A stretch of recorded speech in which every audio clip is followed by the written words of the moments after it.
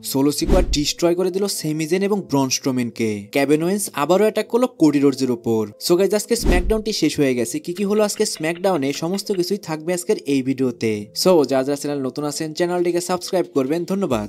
আজকে স্ম্যাকডাউনের শুরুতেই women 6 man tag team match শুরু হয়ে যায়। আর গাইজ এইসব ম্যাচ সম্পর্কে বলার মতো কিছুই নেই, শুধু বলে রাখি নিয়মি এই ম্যাচটার মধ্যে ক্যান্ডিস লারিকে পিন করে উইন করে যায়। তারপর আমরা ব্যাক স্টেজে সেমিজেন এবং নিকোল ডিসকে দেখতে পাই। সেইখানে সেমিজেন নিকোল ডিসকে বলে, আমি মানডে নাইট রতে থাকি, কিন্তু আমার ব্লাড লাইন থাকে স্ম্যাকডাউনে, এই জন্য আমিও চলে এসেছি স্ম্যাকডাউনে।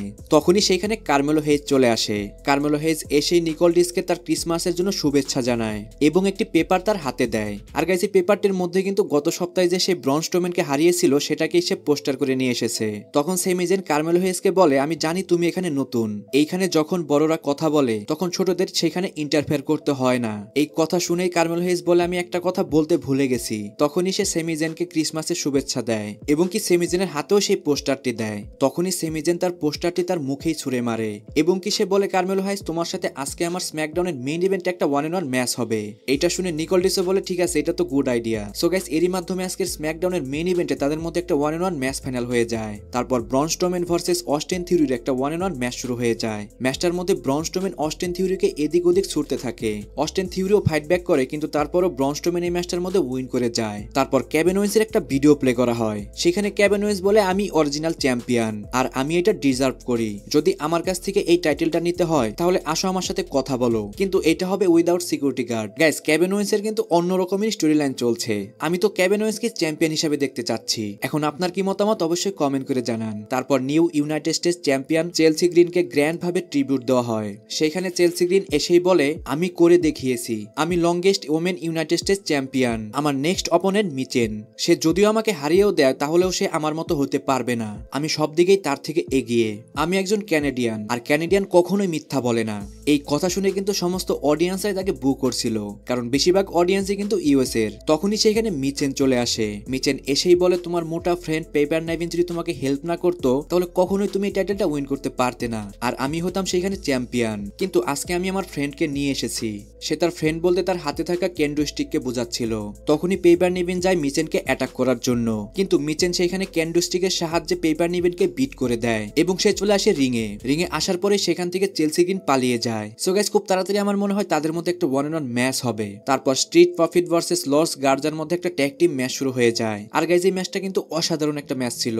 লাস্টে এই ম্যাচটার মধ্যে স্ট্রিট প্রফিটই উইন করে যায়। তারপর আজকের মেইন ইভেন্ট সেমিজেন ভার্সেস কার্মেলো হেজের ম্যাচ শুরু হয়ে যায়। ম্যাচটার মধ্যে দুইজনই একে অপরের উপর ডমিনেট করতে থাকে, কিন্তু ম্যাচের একদম শেষের দিকে যখনই সেমিজেন কার্মেলো হেজকে তার হেলোয়া কিক হিট করতে যাবে তখনই ম্যাচ ছেড়ে সেখান থেকে পালিয়ে যায় কার্মেলো হেজ। কার্মেলো হেজ যখনই পালিয়ে যাচ্ছিল তখনই কার্মেলো হেজের উপরও আক্রমণ করতে চলে আসে ব্রন স্ট্রোম্যান, কিন্তু কার্মেলো হেজ সেখান থেকেও পালিয়ে যায়। তখনই সেমিজেনের উপর আক্রমণ করে সোলো সিকোয়া এবং তার ব্লাড লাইন। সেইখানে তারা সেমিজেনকে অনেক মারতে থাকে। তখনই সেমিজেনকে বাঁচানোর জন্য চলে আসে ব্রন স্ট্রোম্যান। ব্রন স্ট্রোম্যান এসেই টামাটোঙ্গা এবং সোলো সিকোয়াকে একদম ডিস্ট্রয় করে দেয়। তখনই ব্রন স্ট্রোম্যানের ফেস অফ হয় জেকব ফাটুর সাথে। এই সুযোগেই টামাটোঙ্গা এবং সোলো সিকোয়া পিছন থেকে ব্রন স্ট্রোম্যানের উপর অ্যাটাক করে, আর তারপরে তারা সেমিজেন এবং ব্রন স্ট্রোম্যানকে একদমই ডিস্ট্রয় করে দেয়। তাদের ফেরানোর জন্য সিকিউরিটি গার্ড এবং নিকোল ডিসও চলে আসে, কিন্তু তারা থামে না। তারপর তারা যখন সেলিব্রেশন করছিল তখনই সেখানে চলে আসে কেভিন ওয়েন্স। কেভিন ওয়েন্স আসার পরে নিকোল ডিস এবং কেভিন ওয়েন্সের একটা সেগমেন্ট আমরা দেখতে পাই। সেইখানে নিকোল ডিস বলে, তোমার হাতে থাকা টাইটেলটা আমাকে এখনই ব্যাক করো। কেভিন ওয়েন্স বলে, আমি এটা কখনোই দেব না। এটাই একমাত্র মাধ্যম যেটার মাধ্যমে আমি আমার নিজেকেই প্রমাণ করতে পারি। কিন্তু যদি কোডি রোডস চায় তাহলে সে আমাকে হারিয়ে এটি নিয়ে যেতে পারে, বাট আমি জানি কোডি রোডস কখনোই আমাকে আর হারাতে পারবে না। কোনো রেফারিও নেই যে আমাকে পিন করে এই ম্যাচটার মধ্যে হারাতে পারবে। এর জন্যই আমাকে আমার রিম্যাচটি দাও। সে নিকোল ডিসকে অনেক রিকোয়েস্ট করতে থাকে তাকে একটা রিম্যাচ দেওয়ার জন্য।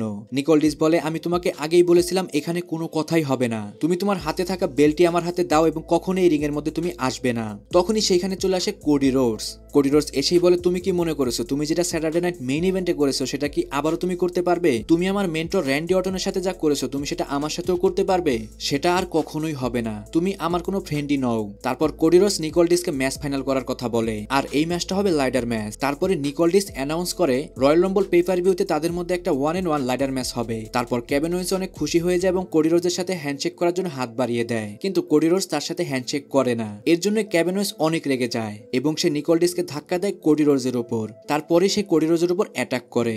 আর আজকের অ্যাটাকটা কিন্তু অতটা গুরুতর ছিল না। তখনই সেখানে সিকিউরিটি গার্ডরাও চলে আসে এবং কেভিন ওয়েন্স সেখান থেকে চলে যায়। সো গাইস, ফাইনালি রয়্যাল রাম্বলে কিন্তু কেভিন ওয়েন্স ভার্সেস কোডি রোজের একটা 1-on-1 ম্যাচ দেখতে পাবো। আর এই ম্যাচটা কিন্তু হবে লাইডার ম্যাচ। আর এই ম্যাচটার মধ্যে কে উইন করতে চলেছে অবশ্যই সেটা কমেন্ট করে জানান গাইস। এর মাধ্যমে কিন্তু আজকের স্ম্যাকডাউনটি শেষ হয়ে যায়। সো আজকের ভিডিও এই পর্যন্তই। রেসলিং সম্পর্কে সমস্ত নিউজ এবং আপডেট জানার জন্য চ্যানেলটিকে সাবস্ক্রাইব করবেন। আর ভিডিওতে কোনো ভুল ত্রুটি হলে অবশ্যই কমেন্টে জানিয়ে দিবেন।